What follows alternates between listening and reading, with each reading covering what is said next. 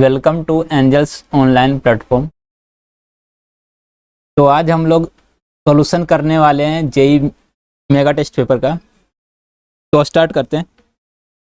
देखो, question number 1 में बोल रखा है कि एक थिन वायर था एल लेंथ का, जिसका लीनियर मास डेंसिटी रो थी। बाद में उस वायर को बेंट करके एक सर्कुलर लूप बनाया गया। तो उस लूप का मोमेंट ऑफ इनर्शिया क्या होगा? एक्स डैश एक्सिस के अबाउट। तो जो एक्सिस दिया हुआ है वो एक तो लूप से टेंजेंट है और लूप के प्लेन में।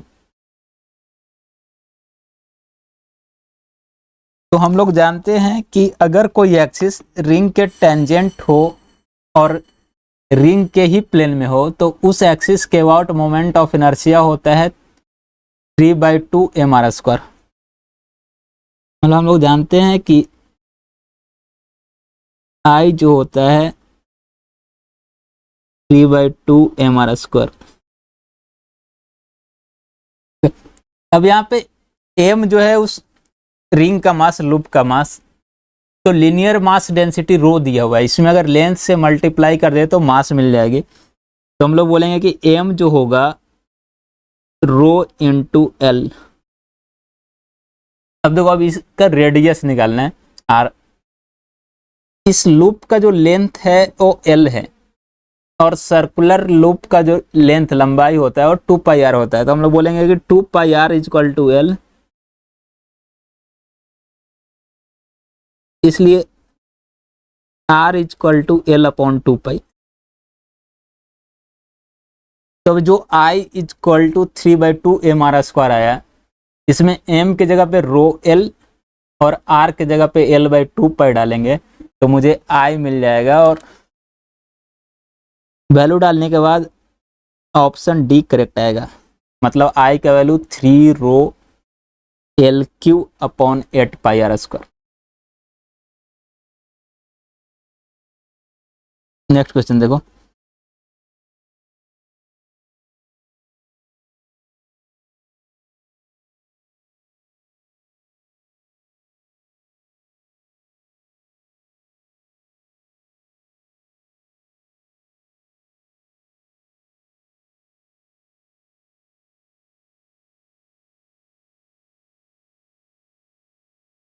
हाँ, तो नेक्स्ट क्वेश्चन में बोला है कि एक रिंग जिसका मास m है, रेडियस r है, वो अपने एक्सिस के अबाउट ओमेगा एंगुलर वेलोसिटी से रोटेट कर रहा है। मतलब ऐसा था कि एक रिंग ऐसा जो अपने एक्सिस के अबाउट ओमेगा एंगुलर वेलोसिटी से रोटेट कर। रिंग का मास कैपिटल M और रेडियस स्मॉल r दिया हुआ था। बाद में क्या किया कि इस रिंग पे दो छोटे छोटे पार्टिकल को डायमेट्रिकली अपोजिट पॉइंट पे रख दिया। मतलब ऐसा बाद में किया कि इस रिंग पे दो छोटे छोटे पार्टिकल को ऐसे, मान लो एक यहाँ और यहाँ रख दिए। तो अब इसका एंगुलर वेलोसिटी क्या होगा? जैसे ही पार्टिकल को रखेगा, इसका जो एंगुलर वेलोसिटी है वो कम जाएगी। तो फाइनल वाला, नया वाला एंगुलर वेलोसिटी क्या होगी वो निकालना है। तो हम लोग यहाँ पे एंगुलर मोमेंटम को कंजर्व करेंगे। बोलेंगे कि शुरू वाला एंगुलर मोमेंटम और बाद वाला एंगुलर मोमेंटम इक्वल होना चाहिए, क्योंकि कोई टॉर्क नहीं है, बाहरी कोई टॉर्क नहीं है। तो बोलेंगे हम लोग I1 ω1 शुरू वाला angular momentum equal to I2 ω2 ये बाद वाला एंगुलर मोमेंटम। तो I1 मतलब शुरू में सिर्फ तो रिंग था, तो हम लोग रिंग का ही लिख देंगे, सिर्फ I, रिंग का I mr²। और शुरू में एंगुलर वेलोसिटी ओमेगा था तो ओमेगा लिख देंगे। बाद में I2। अभी देखो बाद में क्या होगा कि रिंग के साथ साथ दो पार्टिकल भी रखे हुए हैं और उन दो पार्टिकल का एक्सिस से जो डिस्टेंस है वो रेडियस के बराबर है r, ऐसे। तो उनका भी I आएगा। तो नेट I बाद में लिखेंगे, रिंग का प्लस पार्टिकल का। तो रिंग का mr², एक पार्टिकल का हो जाएगा एम इंटू दूरी आर स्क्वायर, ऐसे ऐसे दो पार्टिकल हैं तो इंटू 2 हो जाएगा। तो बाद में नेट आई इतना होगा, तो इसको इंटू ओमेगा 2। अभी आर स्क्वायर दोनों साइड से कॉमन लेके कट जाएगा, तो ओमेगा 2 का जो वैल्यू होगा capital M omega divided by capital M plus 2m, मतलब ऑप्शन बी हो जाएगा करेक्ट।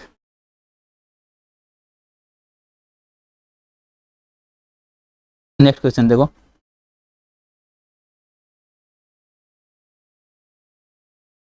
देखो नेक्स्ट क्वेश्चन में बोला कि एक डिस्क जिसका मास एम रेडियस आर है वो हॉरिजेंटल प्लेन में अपने एक्सिस के अबाउट रोटेट कर रहा था। एक्सिस जो है उसके सेंटर से पास कर रहा है और उसके प्लेन के परपेंडिकुलर है। मतलब ऐसा है कि एक डिस्क ऐसे अपने एक्सिस के अबाउट, ये मेरा डिस्क था, रोटेट कर रहा था ऐसे ओमेगा। इस डिस्क का मास एम रेडियस आर। अब बोला कि दूसरा डिस्क जिसका मास m/4 है और रेडियस सेम r है, उसको धीरे धीरे इसके ऊपर रखा गया। तो जैसे ही दोनों को एक साथ रखोगे इसका एंगुलर वेलोसिटी कम जाएगा, स्लो हो जाएगा। तो बोला कि बाद में रखने के बाद, दूसरे डिस्क को रखने के बाद सिस्टम का, इस तंत्र का एंगुलर वेलोसिटी क्या होगा। तो फिर से यहाँ पे हम लोग एंगुलर मोमेंटम कंजर्व करेंगे। I1 omega 1 equal to I2 omega 2। शुरू में तो ये सिर्फ एक डिस्क अकेला ही रोटेट कर रहा था, इसलिए I1 मतलब सिर्फ इस डिस्क का हम लोग I लिखेंगे। तो हम लोग बोलेंगे कि AM R square by 2 into omega. ये हो गया I1 ओमेगा 1 I2। अब देखो बाद में क्या हुआ कि इस डिस्क के साथ साथ एक और डिस्क इसके साथ रख दिया गया। तो बाद में जब I लिखेंगे तो दोनों के I को जोड़ना पड़ेगा। मतलब आई नेट अगर बात करें तो दोनों का मोमेंट ऑफ इनर्शिया लिखेंगे, फिर ऐड करेंगे। तो बड़े वाले का मोमेंट ऑफ इनर्शिया हो जाएगा m r square by 2 plus छोटे वाले का, देखो छोटे वाले का मास था m/4, रेडियस तो सेम था, तो ऐसा तो हो गया I2 इंटू ओमेगा 2 ऐसा। अब दोनों साइड से m/2 r स्क्वायर कॉमन लेके कैंसिल कर देंगे, तो मुझे ओमेगा 2 मिल जाएगा और ओमेगा 2 आएगा 4 ओमेगा अपॉन 5। तो हम लोग बोलेंगे कि ऑप्शन सी करेक्ट है।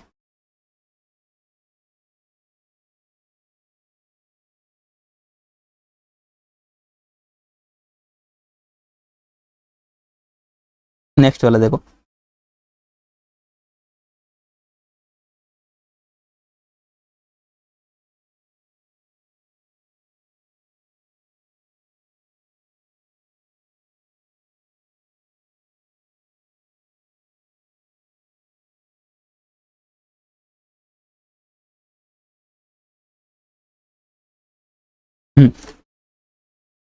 तो देखो फोर्थ में बोला है कि किसी सेमी सर्कुलर डिस्क का, मतलब डिस्क आधा है, ऐसा कोई एक डिस्क सेमी सर्कुलर डिस्क है। बोला कि इसका मोमेंट ऑफ इनर्शिया बताना है उस एक्सिस के अबाउट जो इसके सेंटर से पास कर रहा और प्लेन के परपेंडिकुलर है। मतलब इसके प्लेन के परपेंडिकुलर है। तो देखो होता क्या है कि डिस्क का जो फॉर्मूला लगेगा वही यहाँ पे भी लगेगा, क्योंकि ये डिस्क का ही पार्ट है, डिस्क का ही टुकड़ा है। तो डिस्क का हम लोग जानते थे m/r स्क्वायर बाई 2, तो इसका भी हो जाएगा m/r स्क्वायर बाई 2। तो आई अगर सेमी सर्कुलर डिस्क का बोलेगा सेंटर से पास होते हुए परपेंडिकुलर एक्सिस का निकालने, तो हम लोग बोलेंगे कि वही होगा जो पूरा डिस्क का होता था, m/r स्क्वायर बाई 2। तो बोलेंगे कि ऑप्शन डी जो है करेक्ट है इसमें।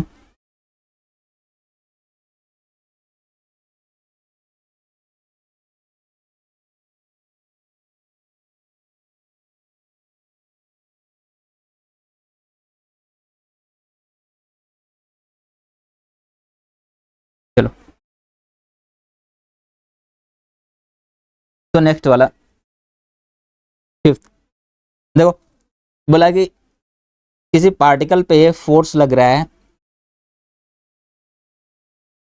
और जहाँ पे फोर्स लग रहा है उसका पोजीशन वेक्टर आर वेक्टर है और टॉर्क जो है ओरिजिन के अबाउट टाउ दिया हुआ है। हम लोग जानते हैं कि टॉर्क जो होता है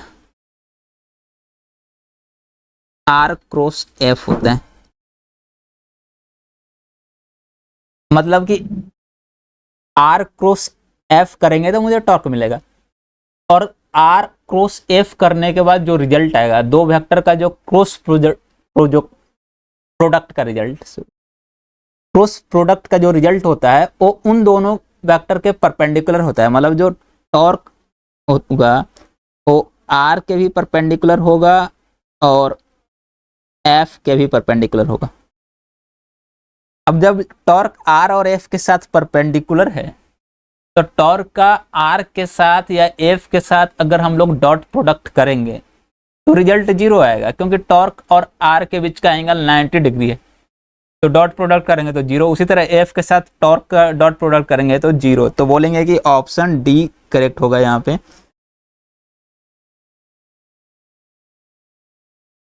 नेक्स्ट क्वेश्चन देखो,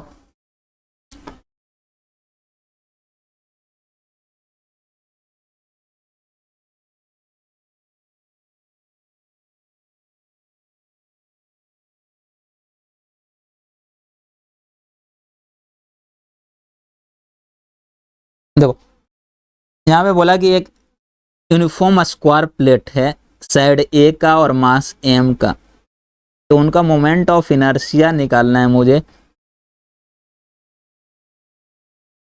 किसी एक कॉर्नर से पास होते हुए एक्सिस के अबाउट, और एक्सिस जो है प्लेन के परपेंडिकुलर है। मतलब मान लो इस कॉर्नर से एक्सिस पास कर रहा है और एक्सिस जो है प्लेन के परपेंडिकुलर। ओके, तो हम लोग क्या करेंगे कि पहले स्क्वायर प्लेट का सेंटर के अबाउट लिखेंगे। तो सेंटर से पास होता हुआ एक्सिस और प्लेन के परपेंडिकुलर अगर हो तो आई सी इक्वल टू हम लोग बोलते हैं एम ए स्क्वायर बाई 6। अब यहाँ पे पैरेलल एक्सिस थ्योरम लगाएंगे और यहाँ पे इन दोनों के बीच का जो डिस्टेंस होगा डी हो जाएगा डायमीटर का आधा, मतलब ए बाई रूट टू, ऐसा ए बाई रूट टू। तो अब जब मुझे आई लिखना होगा तो हम लोग बोलेंगे I equal to I C plus M D square. I C तो हो गया एम ए स्क्वायर बाई 6 और एम डी स्क्वायर, डी की जगह पे ए बाई रूट टू लिखोगे तो ये हो जाएगा M A square by 2।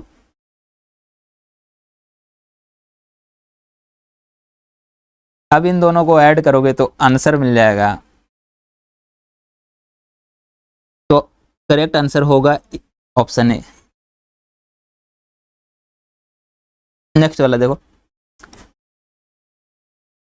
Next वाला में बोला है कि फिर से एक स्क्वायर सीट है, स्क्वायर प्लेट है साइड ए का और मास एम का। बोला कि उनका मोमेंट ऑफ इनर्शिया क्या होगा किसी डायगोनल के अबाउट।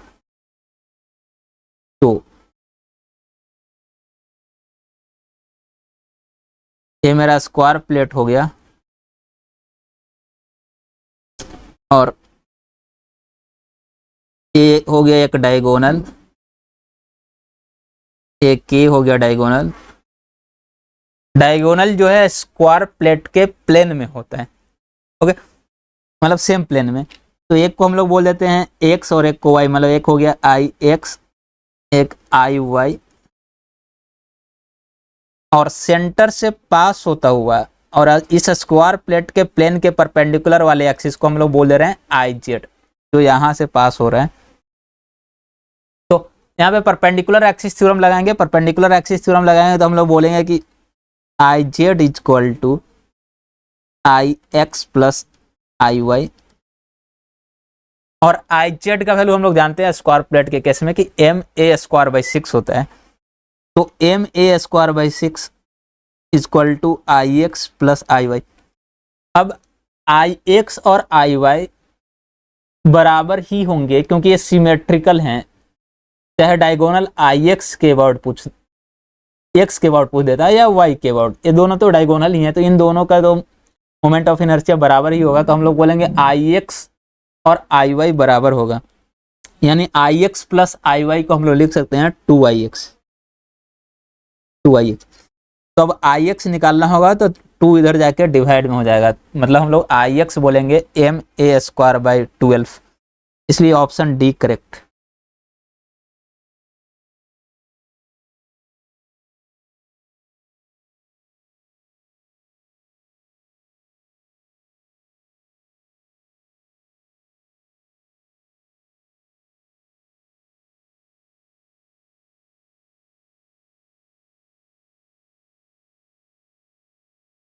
नेक्स्ट वाला देखो,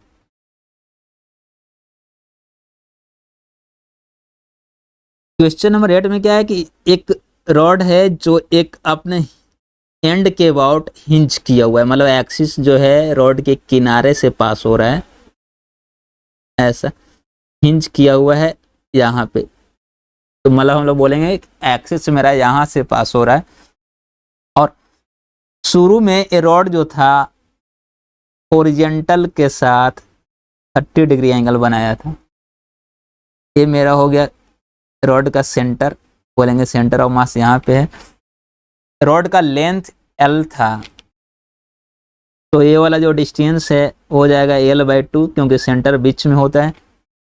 तो अभी हम लोग ऐसा बोल सकते हैं कि सेंटर ऑफ मास का जमीन से जो हाइट है,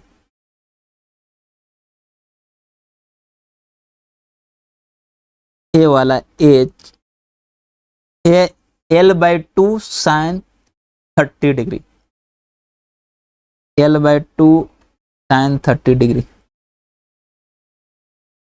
मतलब L/4, साइन 30 का वैल्यू हाफ डालेंगे तो L/4। अब इस पोजीशन से रड को छोड़ा गया, जैसे रॉड को छोड़ोगे ये रोटेट करेगा, रोटेट करते हुए जब ये हॉरिजेंटल लाइन पे पहुंचा, जब ये हॉरिजेंटल हो गया रॉड, तो बोला उस टाइम पे इसका एंगुलर स्पीड ओमेगा क्या होगा, तो हम लोग बोलेंगे कि जैसे ही रोटेट करेगा मतलब सेंटर ऑफ मास नीचे आएगी, हाइट सेंटर ऑफ मास का घटेगा, मतलब पोटेंशियल एनर्जी घटेगी, पोटेंशियल एनर्जी घटेगी, इसलिए काइनेटिक एनर्जी बढ़ेगा, क्योंकि एनर्जी तो यहाँ लॉस नहीं हो रही है, हम लोग एनर्जी कंजर्व करेंगे, तो हम लोग बोलेंगे जितना काइनेटिक एनर्जी बढ़ेगा उतना ही पोटेंशियल एनर्जी घटेगा।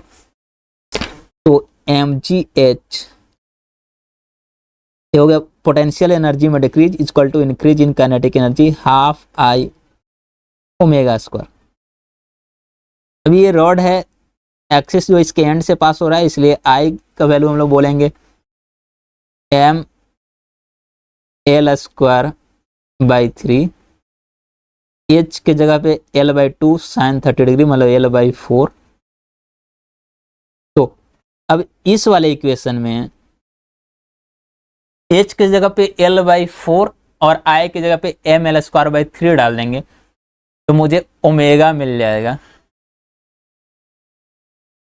और जो ओमेगा आएगा होगा √30 रेडियन पर सेकंड, मतलब बोलेंगे ऑप्शन बी जो है करेक्ट है। चलो क्वेश्चन नंबर 9 देखो, यहाँ पे बोल रखा है कि एक सॉलिड स्फीयर के डायमीटर के पैरेलल में अगर x दूरी पे कोई एक्सिस है तो उस एक्सिस के अबाउट i का कर्व डिस्टेंस x के साथ कैसे वेरी करेगा, मतलब i का कर्व बेसिकली प्लॉट करना है। तो मैं बोले मेरा सॉलिड स्फीयर है, ये सेंटर हो गया, ये हो गया सेंटर से पास होता हो, मतलब ये डायमीटर हो गया, और डायमीटर के अबाउट हम लोग तो i जानते हैं 2/5 m² अभी इसी डायमीटर के पैरेलल में x डिस्टेंस पे मान लो कोई एक्सिस है, ये वाला एक्सिस है के समांतर में x दूरी पे, अब इस एक्सिस के अबाउट i हम लोग लिखेंगे पैरेलल एक्सिस थ्योरम से, i को बोलेंगे कि IC + md², यहाँ पे d की जगह पे x लिखना है ऐसा, और IC तो 2/5 हमारा। अब इस i का x के साथ कर्व कैसा होगा वो बताना। देखो यहाँ पे देखेंगे तो i जो है x⁴ 2 पे डिपेंड कर रहा है।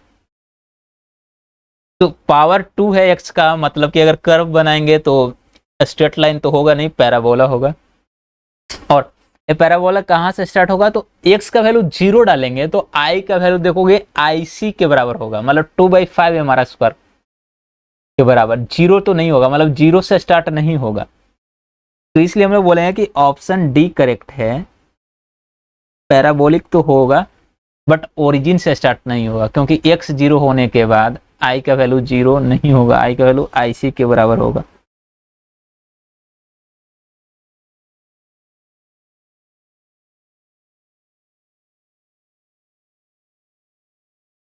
नेक्स्ट क्वेश्चन देखो,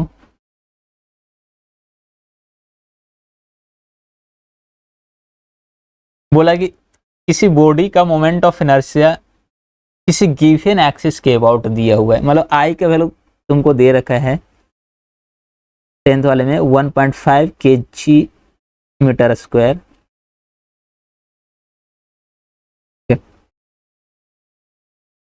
इनिशियली रेस्ट पे था, मतलब ओमेगा नोट जो था वो 0 था। बोला कि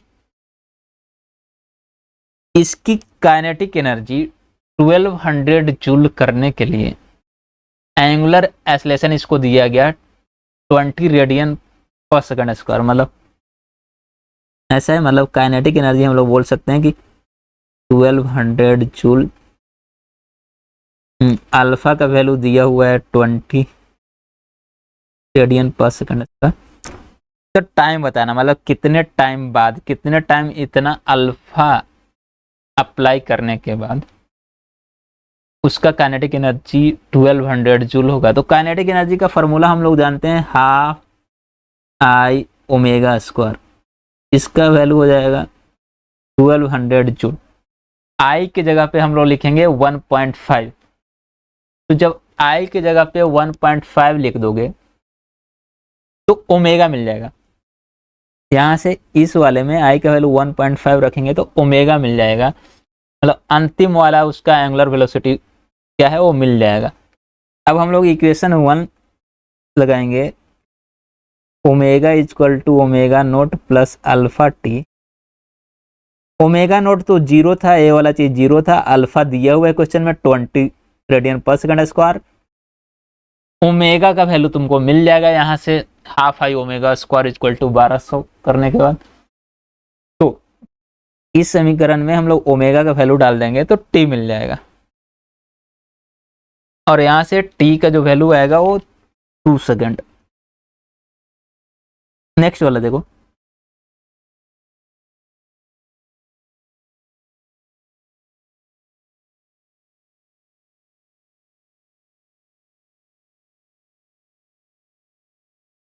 देखो रोटेशनल काइनेटिक एनर्जी और टोटल काइनेटिक एनर्जी का रेशियो क्या होगा किसी रोलिंग स्फीयर के लिए।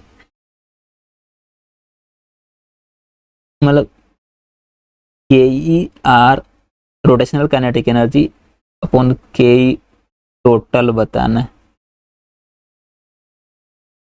तो हम लोग बोलेंगे के ई आर तो half I omega square, I का वैल्यू लिखेंगे 2/5 M R square into omega square. ये हो गया rotational kinetic energy. Total kinetic energy लिखना होगा तो बोलेंगे कि half M V square, V square और वी की जगह पे हम लोग लिख देते हैं ओमेगा इंटू आर। हो गया half M V square plus half I omega square 2/5 M R square omega square. अब देखो ऊपर नीचे तुमको कट जाएगा क्या, M omega square R square common लेके कट जाएगा, हाफ हाफ भी कॉमन लेके कट जाएगा। तो काटने के बाद जो रेशियो आएगा होगा 2:7, मतलब 2/7 ऐसा। तो हम लोग बोलेंगे कि ऑप्शन डी जो है करेक्ट है। नेक्स्ट वाला देखो,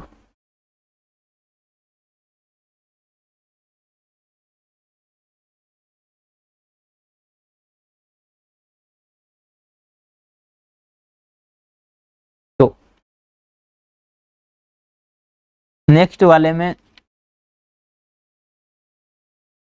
एक स्फीयर दे रखा है, मास 500 ग्राम, मतलब आधे के जी, हाफ के जी। हम लोग बोलेंगे कि एम जो दिया हुआ है 500 ग्राम, मतलब हाफ के जी, जो रोल कर रहा है बिना स्लिपिंग किए हुए, और इसके सेंटर का स्पीड 5 सेंटीमीटर पर सेकेंड। तो बोला इसका काइनेटिक एनर्जी क्या होगा। देखो, टोटल काइनेटिक एनर्जी की बात करोगे तो इसके पास रोटेशनल प्लस लीनियर, तो रोटेशनल के लिए हाफ आई ओमेगा स्क्वायर, और लीनियर के लिए हाफ एम ई स्क्वायर। तो यहाँ पे एम तो हाफ के जी दिया हुआ है, फी दिया हुआ है 5 सेंटीमीटर पर सेकेंड। सेंटीमीटर को हम लोग मीटर में बदल लेंगे क्योंकि आंसर जूल में चाहिए।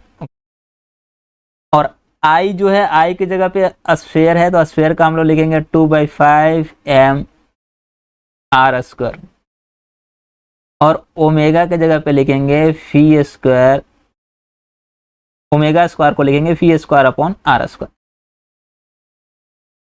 तो अब आई और ओमेगा स्क्वायर का वैल्यू डाल दोगे इस टोटल काइनेटिक एनर्जी वाले में, तो काइनेटिक एनर्जी टोटल जो है एम और सी स्क्वायर के टर्म में आ जाए, और एम का वैल्यू हम लोग हाफ डाल देंगे, वी का वैल्यू हम लोग 5 सेंटीमीटर पर सेकेंड मीटर में बदल कर डाल देंगे, तो आंसर मिल जाएगा जो मुझे टोटल काइनेटिक एनर्जी फाइंड करना है। और ये आएगा 8.75 इंटू 10⁻⁻4। बोलेंगे ऑप्शन ए करेक्ट।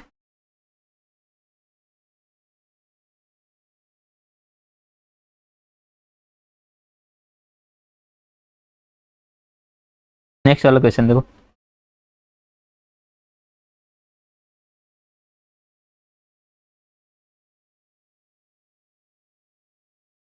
नेक्स्ट में क्या है कि किसी तीन पार्टिकल को इक्विलेटरल ट्रायंगल के तीन कॉर्नर पे रखा हुआ है, तो बोला कि इस सिस्टम का मोमेंट ऑफ इनर्शिया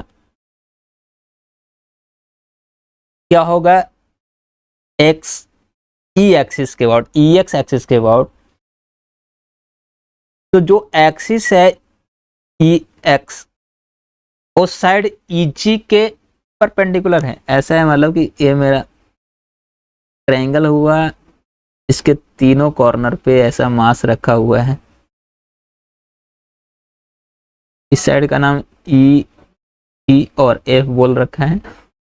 एक्सिस जो है ई एक्स ए वाला, ई एक्स जो ई जी के परपेंडिकुलर है, बट इस ट्रायंगल के प्लेन में। तो हम लोग बोलेंगे कि तीनों पार्टिकल के चलते हम लोग इस एक्सिस के अबाउट आई लिख लेंगे, तो आई नेट मिल जाएगा। देखो, जो ई पे रखा हुआ है उस पार्टिकल का एक्सिस से डिस्टेंस जीरो, तो आई तो उसका जीरो आ जाएगा। जो जी पे रखा हुआ है उसका डिस्टेंस हो जाएगा ए के बराबर, तो उसका हो जाएगा एम ए स्क्वायर। और जो एफ पे रखा हुआ है उसका डिस्टेंस हो जाएगा एक्सिस से a/2, a/2। उसके चलते मोमेंट ऑफ इनर्शिया जो आएगी एम a/2 का स्क्वायर, मतलब M A square. I net हो गया तुम्हारा 5 ma² 4, ऐसा। इसी को बोला है n ma²/20, मतलब यहाँ पे हम लोग क्या करेंगे, 5 ma²/4 में नीचे 20 लाना है, मतलब ऊपर नीचे 5 से मल्टीप्लाई कर दो। नीचे 5 से मल्टीप्लाई करोगे तो 20 आ जाएगा, ऊपर 5 से मल्टीप्लाई करोगे तो 25 हो जाएगा। तो n का जो वैल्यू होगा वो हम लोग बोलेंगे 25, मतलब ऑप्शन ए करेक्ट।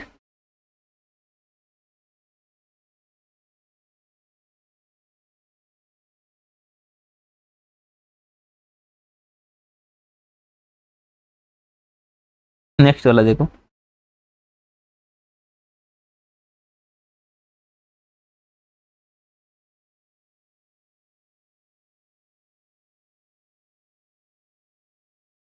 देखो, तो नेक्स्ट वाले में बोला है कि कोई एक पर्सन 80 केजी का जो एक सर्कुलर प्लेटफॉर्म के रिम पे खड़ा था और शुरू में इनिशियली सर्कुलर प्लेट जो है प्लेटफॉर्म जो है वो 5 आरपीएम के एंगुलर स्पीड से रोटेट कर रहे हैं। मतलब ऐसा हो गया कि ये मेरा हो गया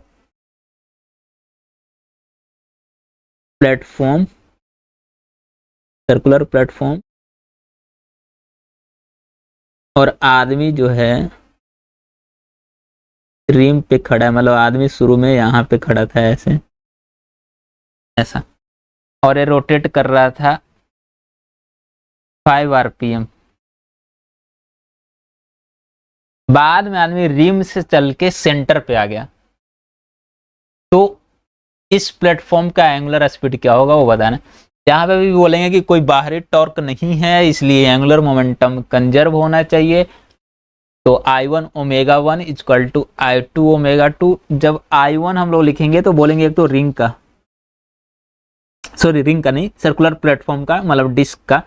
तो डिस्क का मास दिया हुआ है 200 kg, रेडियस r ले लेते हैं तो हम लोग बोलेंगे कि m r स्क्वायर बाई 2।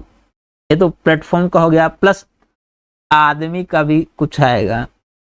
आदमी जो है एक्सिस से r डिस्टेंस पे खड़ा था, तो आदमी का लिखेंगे हम लोग M R square into omega 1। Omega 1 को यहाँ पे हम लोग बोलेंगे कि 5 आरपीएम। फाइनली ये हो गया I1 ओमेगा 1। फाइनली देखोगे क्या होगा कि आदमी चल के सेंटर पे आ गया, तो अब एक्सिस से आदमी का दूरी हो गया 0। तो आदमी के चलते अब मोमेंट ऑफ इनर्शिया नहीं होगी कुछ, सिर्फ प्लेटफॉर्म का होगा। तो प्लेटफॉर्म का लिखेंगे M R square by 2, M R square by 2 into omega 2। तो I1 omega 1 equal to I2 omega 2। Omega 1 की जगह पे 5 आरपीएम दिया हुआ है, तो ओमेगा 1 की जगह पे 5 डाल देंगे। दोनों साइड से आर स्क्वायर कॉमन लेके कट जाएगा, ओमेगा 1 की जगह पे 5 डालेंगे तो ओमेगा 2 मिल जाएगा, और हम लोग बोलेंगे कि ओमेगा 2 का जो वैल्यू आएगा 9 आरपीएम, मतलब ऑप्शन डी करेक्ट। नेक्स्ट वाला देखो,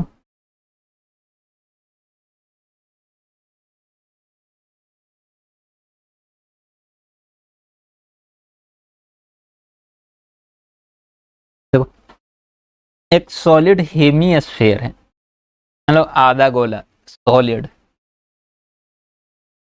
जिसका रेडियस r है। तो हम लोग बोले कि ऐसा है कि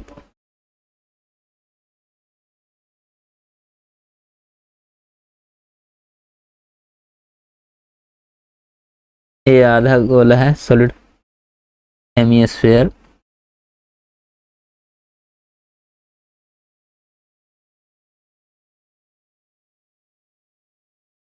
इसका जो रेडियस है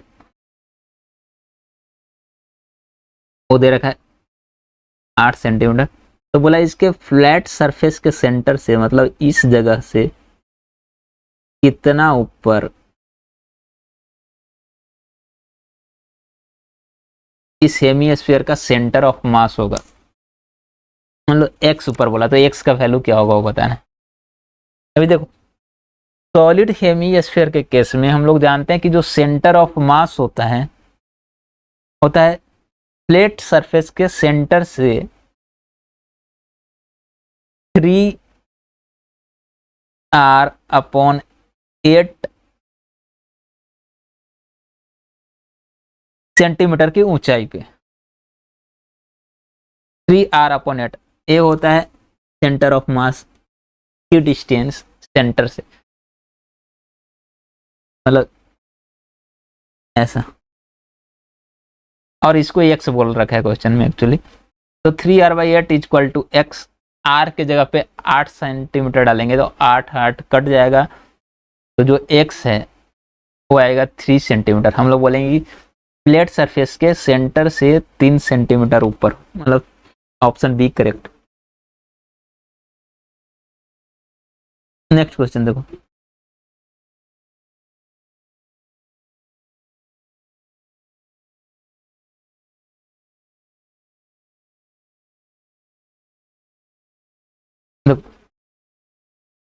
इसमें क्या है कि किसी स्क्वायर के चारों कॉर्नर पे 4 छोटे छोटे पार्टिकल रखे हुए हैं। मतलब ऐसा हो गया कि ये मेरा स्क्वायर फ्रेम है, इसके चारों कॉर्नर पे 4 छोटे छोटे पार्टिकल हैं।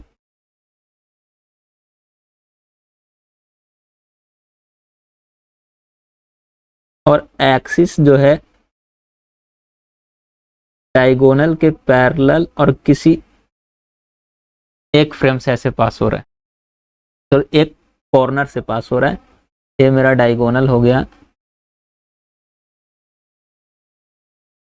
ठीक है। अभी देखो कहानी क्या है कि अगर इस एक्सिस के अबाउट आई निकालना होगा तो चारों पार्टिकल का हम लोग आई लिख लेंगे इस एक्सिस के अबाउट। एक तो इस कॉर्नर पे जो इस एक्सिस पे ही है उस पार्टिकल का आई 0 हो जाएगा। बाकी जो 3 हैं पार्टिकल उनका अगर डिस्टेंस की बात करें हम, तो इस पार्टिकल का इस एक्सिस से परपेंडिकुलर डिस्टेंस डायगोनल के आधा होगा। तो डायगोनल √2l का आधा, मतलब l/√2 ऐसा बोलेंगे हम लोग। उसी तरह इस पार्टिकल का इस एक्सिस से डिस्टेंस हो जाएगा l/√2, और इस पार्टिकल का इस एक्सिस से परपेंडिकुलर डिस्टेंस हो जाएगा डायगोनल के इक्वल, मतलब √2l ऐसा। तो जब आई नेट लिखना होगा तो हम लोग इनका सबका इस एक्सिस के अबाउट लिख देंगे। तो फर्स्ट वाले का 0, सेकेंड वाले का ml/√2 का स्क्वायर, थर्ड वाले का भी ml/√2 का स्क्वायर, फोर्थ वाले का m√2l का स्क्वायर। तो जो आई नेट आएगा 3ml² ऐसा। अगर ये पूरा सिस्टम ओमेगा स्पीड से रोटेट कर रहा है तो इसका एंगुलर मोमेंटम हो जाएगा आई ओमेगा, और आई को हम लोग बोलेंगे 3ml², इसलिए एंगुलर मोमेंटम हो जाएगा 3ml² ओमेगा। मतलब करेक्ट आंसर बी हो जाएगा।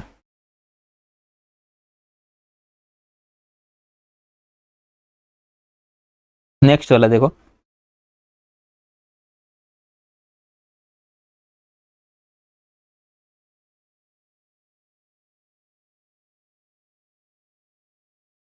देखो 17 में क्या बोला है कि एक वायर है जिसका मास m, लेंथ l है, इसको सेमी सर्कल के रूप में बेंट किया गया, मतलब आधा रिंग ऐसा बेंट करके आधा रिंग बना दिया ऐसा। तो बोला कि इस आधे रिंग का, सेमी सर्कल का, इसके सेंटर से पास होते हुए और इसके प्लेन के परपेंडिकुलर एक्सिस के अबाउट बताओ। सेंटर से पास कर रहा है, प्लेन के परपेंडिकुलर है। अभी देखो ये आधा रिंग रिंग का ही पार्ट है, तो जो रिंग में हम लोग आई का फॉर्मूला लगाते हैं वही चीज यहाँ पे लगाएंगे। और रिंग में हम लोग बोलते हैं कि सेंटर से पास होते हुए परपेंडिकुलर एक्सिस के अबाउट m r²। यहाँ पे भी बोलेंगे कि m r², तो आई जो निकालना है हो जाएगा m r²। अब मास तो m दिया हुआ है, r हमको निकालना पड़ेगा।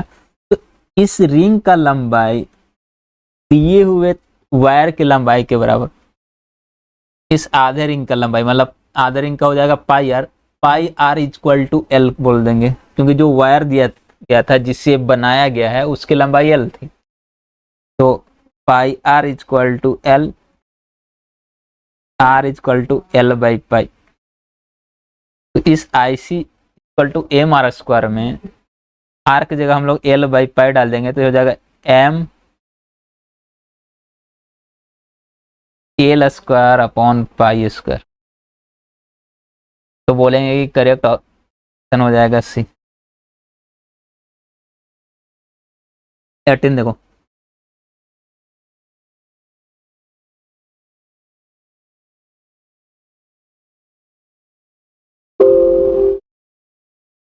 देखो 18 में बोला कि चार बॉडी का moment of inertia I1 I2 I3 I4। I1 बोला सर्कुलर रिंग का इसके डायमीटर के अबाउट, तो रिंग का डायमीटर के अबाउट होता है mr²/2 ऐसा। सेकेंड वाला डिस्क का बोला सेंटर से पास होते हुए परपेंडिकुलर एक्सिस के अबाउट, तो डिस्क का सेंटर से पास होते हुए परपेंडिकुलर एक्सिस के अबाउट mr²/2।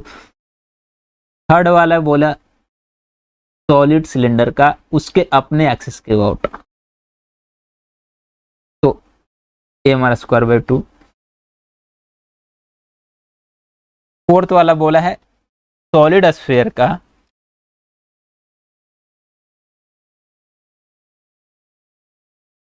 उसके अपने डायमीटर के अबाउट, तो सॉलिड स्फीयर का होता है 2/5 mr², ऐसा।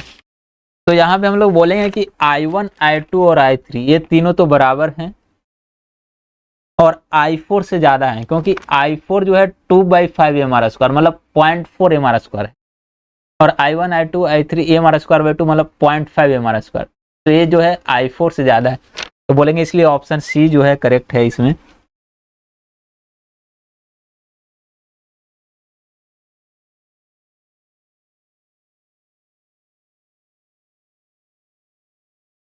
चलो तो नेक्स्ट क्वेश्चन देखो 19 वाला। 19 वाला है, बोल रहा है ये कोई पार्टिकल कांस्टेंट स्पीड से सर्कुलर पाथ पे घूम रहे हैं, ऐसे।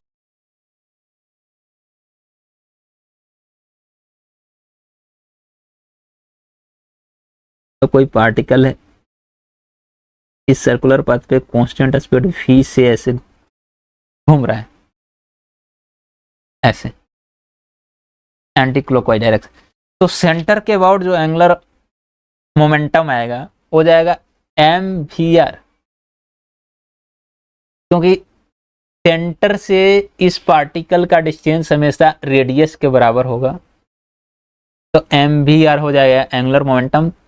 और डायरेक्शन अगर ये एंटी क्लॉकवाइज घूम रहा है तो डायरेक्शन हमेशा एंटी क्लॉकवाइज मतलब बाहर की ओर, तो हम लोग बोलेंगे कि एंगुलर मोमेंटम इसका डायरेक्शन वाइज और मैग्नीट्यूड वाइज दोनों वाइज सेम रहेगा, क्योंकि इसका वेलोसिटी चेंज नहीं हो रहा है,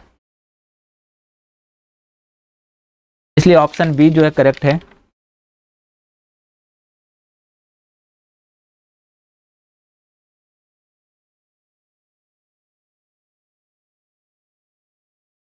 नेक्स्ट क्वेश्चन देखो। ओके, तो यहाँ पे बोला सेमी सर्कुलर वायर जिसका रेडियस r है और जो ऐसे XY प्लेन में रखा हुआ है, ये मेरा वायर हो गया, ये दोनों एंड है, दोनों एंड को बोला है कि x एक्सिस पे है, सेंटर जो है इसका ओरिजिन पे है ऐसे, और ये हमारा हो गया y एक्सिस। तो इसका सेंटर ऑफ मास कहाँ पे होगा, तो हम लोग जानते हैं कि सेमी सर्कुलर रिंग का सेंटर ऑफ मास के सेंटर से 2r/π डिस्टेंस ऊपर होता है, मतलब इसका जो कोऑर्डिनेट होगा x वाला तो 0 होगा, y वाला हो जाएगा 2r/π। तो हम लोग बोलेंगे कि ऑप्शन ए करेक्ट है इसमें।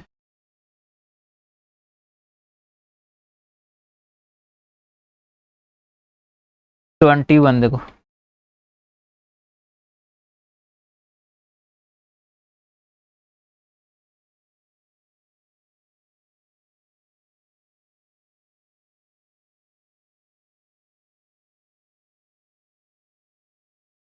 देखो 28 में क्या है कि दो स्टेटमेंट दे रखा है। फर्स्ट वाला जो ए स्टेटमेंट है उसको बोला कि मोमेंट ऑफ इनर्शिया किसी सर्कुलर डिस्क का जिसका मास m और रेडियस r है about axis X Y and Z जो है आई एक्स आई वाई और आई जेड है। यहाँ पे बोला है कि एक्स और वाई जो है डिस्क के प्लेन में है और जेड जो है परपेंडिकुलर है। तो इन तीनों एक्सिस का जो रेडियस ऑफ गायरेक्शन होगा वो सेम होगा। स्टेटमेंट ए ऐसा है। अभी देखो डिस्क के केस में ऐसा मान लो मैंने बोला कि डिस्क, इधर बोले हम लोग वाई एक्सिस, तो बोले एक्स एक्सिस, और जेड जो है परपेंडिकुलर है बाहर की ओर ऐसा जेड एक्सिस। अभी कहानी देखो कि एक्स और वाई जो एक्सिस है ये तो इसका डायमीटर हो गया, तो इसके अबाउट इसका मोमेंट ऑफ इनर्शिया जो होगा डिस्क का हो जाएगा एम आर स्क्वायर बाई 4। मतलब आई एक्स और आई वाई को हम लोग लिखेंगे M R square by 4। But I Z जो है वो प्लेन के परपेंडिकुलर है और सेंटर से पास कर रहा है, तो इसके अबाउट आई का वैल्यू हो जाएगा एम आर स्क्वायर बाई 2। तो यहाँ पे हम लोग बोलेंगे कि आई एक्स और आई वाई इक्वल है, आई जेड जो है इनसे अलग है। तो अगर आई तीनों का सेम नहीं है, तीनों एक्सिस के अबाउट आई का वैल्यू बराबर नहीं है, तो मोमेंट रेडियस ऑफ गायरेशन कैसे बराबर होगा? तो स्टेटमेंट ए जो है वो गलत है। रेडियस ऑफ गायरेशन तीनों एक्सिस के अबाउट इक्वल नहीं होगा। देखो अगला स्टेटमेंट देखो, बोला कि अगर कोई रिजिड बॉडी जो रोटेशनल मोशन कर रहा है उसका मास और शेप फिक्स होता है। हाँ, तो ये स्टेटमेंट करेक्ट है। अगर मास या शेप फिक्स नहीं है तो पार्टिकल रोटेट नहीं कर सकता। मतलब रोटेट करने के लिए शेप फिक्स होनी चाहिए। मतलब ऐसा बोल सकते हैं कि सॉलिड बॉडी ही रोटेट कर, लिक्विड जिनका शेप फिक्स नहीं होता वो रोटेट नहीं कर सकते। रोटेशन के लिए जरूरी है कि शेप और मास फिक्स होना चाहिए। तो ये जो रीजन आर है एक करेक्ट है, बट जो स्टेटमेंट ए था वो गलत है, इसलिए हम लोग बोलेंगे ऑप्शन बी जो है करेक्ट।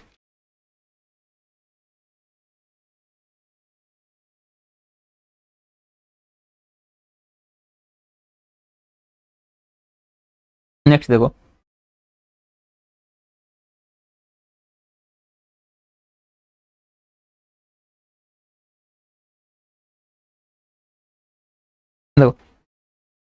नेक्स्ट में बोला कि एक सॉलिड डिस्क जिसका रेडियस 20 सेंटीमीटर और मास 10 केजी था और रोटेट कर रहा था शुरू में 600 RPM angular velocity.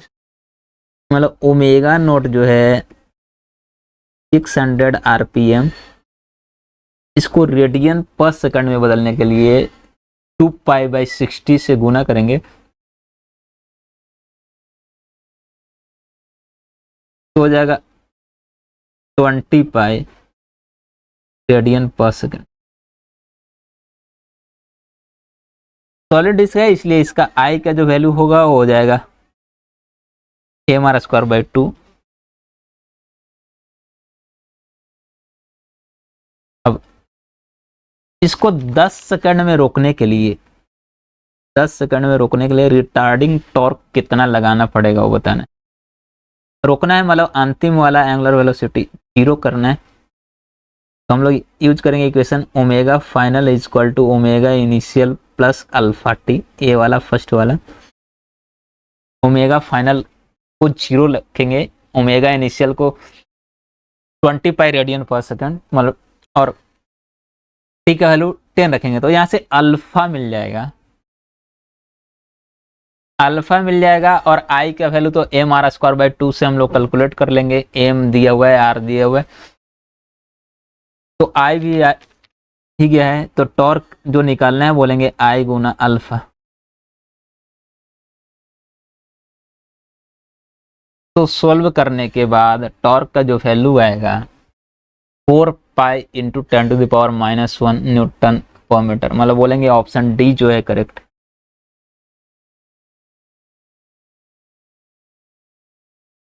Next question देखो,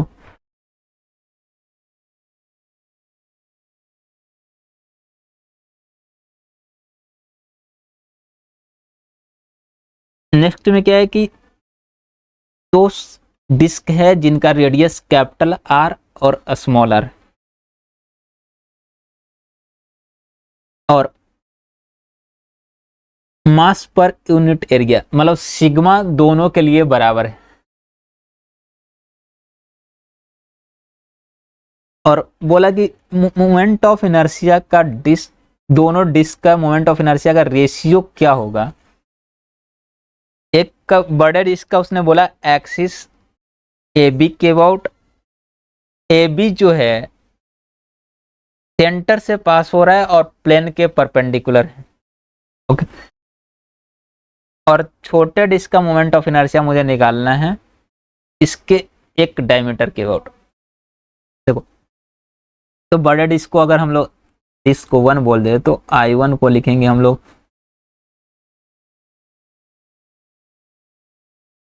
m1 r square by 2। m1 जो है बड़ा डिस्क का मास है, r जो है बड़ा डिस्क का रेडियस है, तो हो जाएगा m1 r स्क्वायर बाई 2, क्योंकि जो एक्सिस ए बी बोल रखा है उस सेंटर से पास हो रहा है और परपेंडिकुलर है। m1 को हम लोग लिखेंगे सिग्मा इंटू ए, तो सिग्मा इंटू ए को बोलेंगे पाई,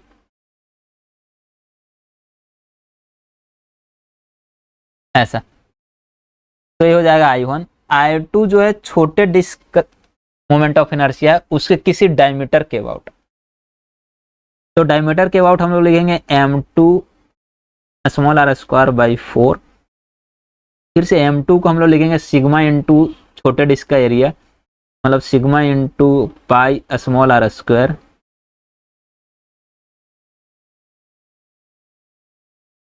अब यहाँ से दो डिवाइड दे दोगे तो तुम्हें I1 अपॉन I2 मतलब I1 I2 का रेशियो मिल जाएगा। डिवाइड देने के बाद सिग्मा सिग्मा पाई वगैरह कट जाएगा और ये आएगा 2r capital R to the power 4 upon small r to the power 4। मतलब बोलेंगे ऑप्शन सी जो है करेक्ट है।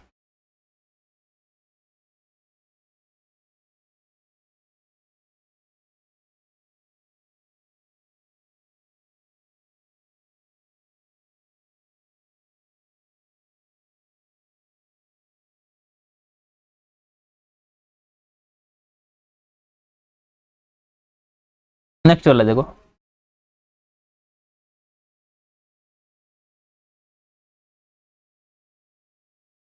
देखो नेक्स्ट वाले में मैट्रिक्स मैच है,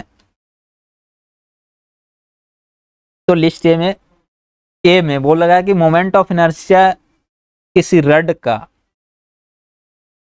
उसके मिड पॉइंट से पास होते हुए एक्सिस के परपेंडिकुलर एक्सिस के अबाउट बताना है जिसका लेंथ एल और मास एम है। ऐसा ए में ऐसा बोला है, एक रड लेंथ एल का, एल मास एम, एक्सिस जो है सेंटर से पास हो रहा है मिड पॉइंट से और परपेंडिकुलर है, तो हम लोग आई का वैल्यू बोलेंगे एम एल स्क्वायर बाई 12, मतलब ए का जो है एम एल स्क्वायर बाई 12 हो जाएगा। सेकेंड वाले में देखो, यहाँ से आई के वैल्यू बोलेंगे एम एल स्क्वायर बाई 2।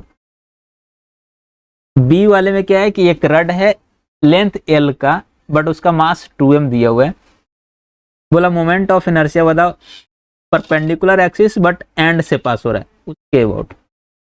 ऐसा, तो यहाँ पे आई का वैल्यू हम लोग बोलेंगे हो जाएगा एम की जगह पे यहाँ पे 2m लिखेंगे क्योंकि मास 2m है, L square upon 3, 2m L square upon 3, बस मास की जगह पे 2m लिखना था। तो हम लोग बोलेंगे कि बी में ऐसा हो जाएगा 2m एल स्क्वायर बाई 3। सी वाले में देखोगे तो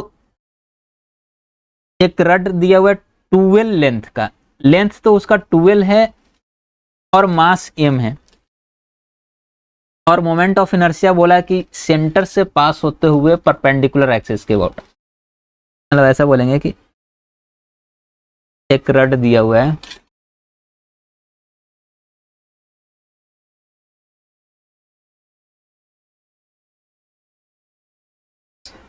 12 लेंथ का और मास m का, सेंटर से पास होते हुए। तो फॉर्मूला हम लोग जानते हैं एम एल स्क्वायर बाई 12।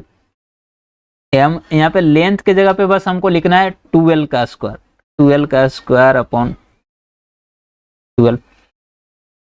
अभी देखो 12 का होल स्क्वायर करोगे तो 4l स्क्वायर, तो m Guna 4l square by 12, 4 से 12 कट जाएगा 3 बार में, तो ये आ जाएगा एम एल स्क्वायर बाई 3। तो सी वाले का हो जाएगा एम एल स्क्वायर बाई 3। अब डी में बोला है कि एक रड है जिसका मास m है और लेंथ 12 है, नहीं लेंथ भी 12 और मास भी 2m। और अभी बोला कि एक्सिस जो है इसके एक किनारे से पास हो रहा है और परपेंडिकुलर है। मतलब ऐसा हो गया डी वाले के लिए कि एक रड मास 2m, लेंथ 12 और एक्सिस जो है किनारे से पास। तो किनारे से पास होता हुआ रड के केस में हम लोग जानते हैं M L square by 3, but यहाँ पे m की जगह पे लिखना है मुझे 2m, क्योंकि मास इसका 2m है। l की जगह पे लिखना है 2l। तो ये हो जाएगा कैलकुलेशन के बाद 8 एम एल स्क्वायर बाई 3। तो बोलेंगे डी वाले का हो जाएगा 8 एम एल स्क्वायर बाई 3। मतलब हम लोग बोलेंगे कि ऑप्शन ए जो है करेक्ट है। 25 देखो, देखो 25 में 4 बॉडीज दे रखे हैं जिनका मास m और रेडियस 2r, सबका मास m और रेडियस 2r। I1 बोला है कि सॉलिड स्फीयर का इसके डायमीटर के अबाउट। अभी तो सॉलिड स्फीयर का डायमीटर के अबाउट होता था 2/5 m r square, 2/5 m radius square. Radius यहाँ पे लिखना है मुझे 2r।